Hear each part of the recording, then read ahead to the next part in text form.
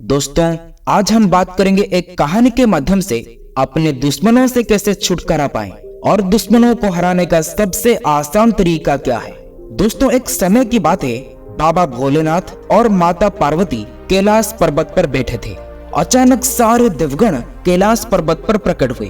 प्रणाम करते हुए कहते हैं, हे प्रभु, हे त्रिलोचन, हे महादेव, हम सब आपके पास एक बहुत बड़ा समस्या का समाधान करने हेतु यहाँ पधारे हैं। प्रभु, हमें विश्वास है कि आप हमारे समस्या का समाधान अवश्य करेंगे। महादेव कहते हैं कि हे देवगण, तुम्हारा समस्या क्या है और तुम्हारे मन में ऐसे कौन सा प्रश्न है जो आप मुझे पूछना चाहते हो। यमराज कहते हैं, हे प्रभु, समय से पूर्व किसी का भी मृत्यु नहीं हो सकता है और किसी को भी मृत्यु दान देने के लिए हमें भी समय का इंतजार करना पड़ता है। किंतु हे भोलेनाथ, इस संसार में जो पापी लोग रहते हैं, दुष्ट लोग रहते हैं, जो अहंकारी लोग रहते हैं और जो हर प्राणियों को अपना दुश्मन समझते हैं, इन सभी लोगों से अच्छे लोग हमेशा परेशान रहते हैं और ईश्वर के सामने इन सब का शिकायतें करते रहते हैं।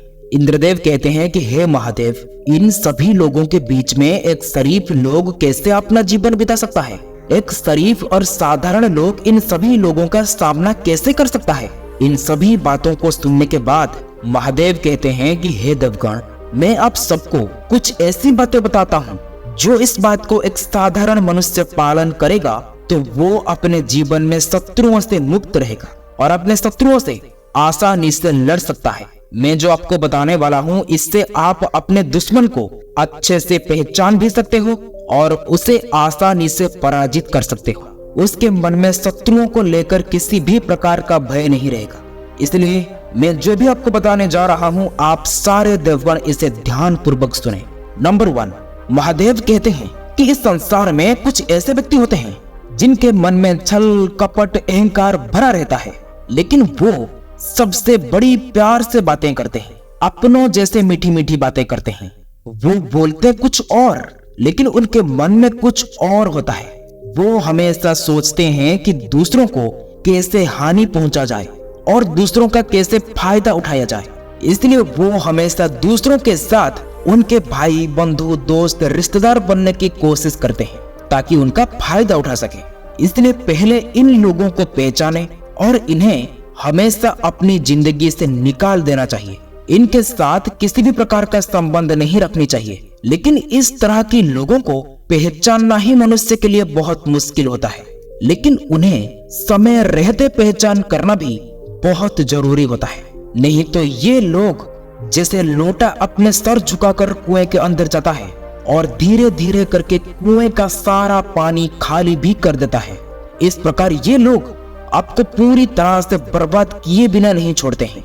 सबसे आसान तरीका ये होता है कि जब भी आप उनसे मिलो, उनके आंखों में आंखें डालकर बात करें, क्योंकि जो आपका सच्चा भाई, बंधु, रिश्तेदार, दोस्त होंगे वो आपके आंख से आंख डालकर बात कर सकते हैं। लेकिन जो आपको झूठ बोलता होगा वो आपके साथ छल कपट करता है और वो आपको धोखा देने को या कुछ हानि पहुंचाने की कोशिश करता है।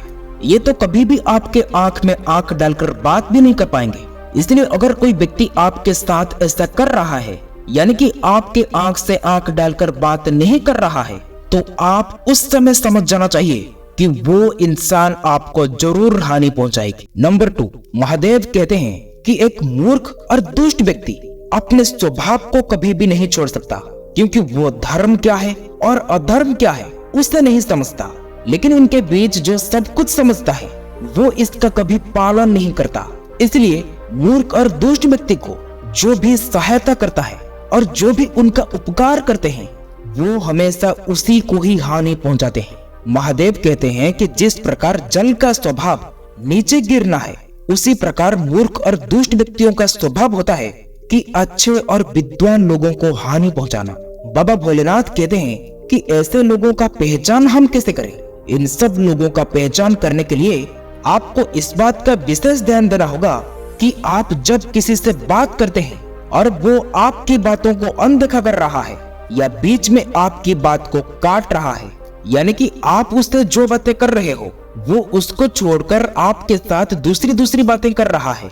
जैसे कि यदि आप उससे अपनी दुख की बात बता रहे हो, लेकिन उसके मुंह में खुशी का चमक आता है, जब आप अपना खुशी के बारे में बता रहे हो, उसके मुंह में दुख नजर आता है, तो आप वहीं पर समझ जाना चाहिए कि वो आपको कभी भी खुश नहीं देखना चाहता है और आगे जाकर वो आपके रास्तों का कांटा भी बन सकता है। ऐसे लोग आपका सब कुछ सहन कर लेंगे, लेकिन आपका खुशी को ये कभी भी स्वीकार नहीं करेंगे। इस बात का हमेशा याद रखें कि सुख शांति में अगर अपना जीवन बिताना चाहते हो तो जितना जल्दी हो सके इन लोगों को अपने जीवन से निकाल दीजिए। नंबर 3, महादेव कहते हैं कि हर मनुष्य के अंदर ये गुण विशेष रूप से पाया जाता है। क्या है कि यदि एक मनुष्य किसी को अपना दोस्ती मान लेता है तो वो उसकी हर काम में दोष निकलने लगता है, चाहे वो अच्छा कर्म करे या बुरा कर्म, पाप करे या फिर पुण्य करे, चाहे वो कुछ भी करे, लेकिन इन सभी चीजों से व्यक्ति को सिर्फ उसका दोष ही नजर आते हैं, क्योंकि वो उसे पहले से ही दोषी मानता है। इसी तरह यदि कोई किसी को अपना सच्चा मित्र मानता है तो वो अपने मित्र का दोष नहीं देख पाता, क्योंकि वो तो उसका मित्र है। इसलिए एक व्यक्ति को अपना दुश्मन को समझने से पहले अपने सोच पर काबू रखें, क्योंकि यदि आप किसी को एक बार भी अपना दुश्मन समझ लेते हो तो वो आपको हर समय अपने दुश्मन जैसा ही नजर आएगा। यदि आप उसे अपना शत्रु नहीं मानेंगे तो आपको वो आपके मित्र के समान नजर आएगा। ये संसार का एक रहस्य है कि जब तक आप किसी को अपना दुश्मन या फिर अपना विरोधी नहीं मानते हो तो वो भी आपको अपना दुश्मन या फिर अपना विरोधी नहीं मानेगा। आपके मन में दूसरों के लिए जैसा प्रेम भाव रहता है, इस प्रकार दूसरों के मन में भी आपके लिए प्रेम भाव रहता है। आप जिसको लेकर आपके मन में जो सोचोगे वो भी आपको लेकर वही सोचेगा। आपका दुश्मन भी आपको तब तक अपना दुश्मन समझेगा जब तक आप उसे अपना दुश्मन मानोगे।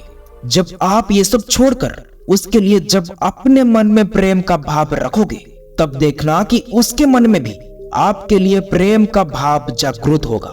इसके बाद देखना कोई भी आपको दुश्मन नहीं बल्कि आपको मित्र मानने लगेंगे। यही चिरंतन सत्य है।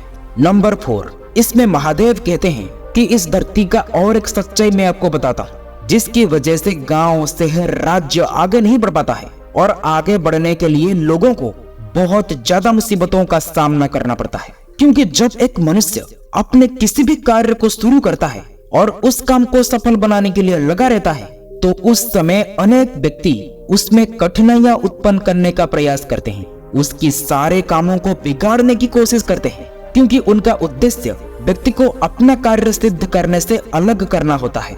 वास्तव में कुछ लोगों का स्वभाव ही ऐसा होता है कि जब वे किसी भी व्यक्ति को अपने लक्ष्य तक पहुंचते हुए देखते हैं तो उसे अपने मार्ग से विचलन करने का प्रयत्न करते हैं, और ये कार्य शत्रुओं का होता है। ऐसे लोग खुद कुछ नहीं करेंगे और दूसरों को भी कुछ करने नहीं देंगे। इसलिए एक व्यक्ति जब तक अपना कार्य को सफल नहीं बना देता, उस कार्य के बारे में खुद के अलावा किसी को भी पता नहीं चलना चाहिए। इसके बाद महादेव कहते हैं, देवगण, मैं आशा करता हूं कि ये सारे बातें आप सबको समझ में आ गया होगा। देवगण कहते हैं कि हे प्रभु, आपके मुंह से ये सारी बातें सुनकर हम तो धन्य हो गए हैं, इसलिए आपको बहुत बहुत धन्यवाद। दोस्तों, आपको भी इस वीडियो अच्छा लगा हो तो वीडियो को शेयर, सब्सक्राइब, लाइक जरूर करें। फिर मिलेंगे अगले एक नए वीडियो में। तब तक के लिए आप खुश रहो, सबको खुश रखो।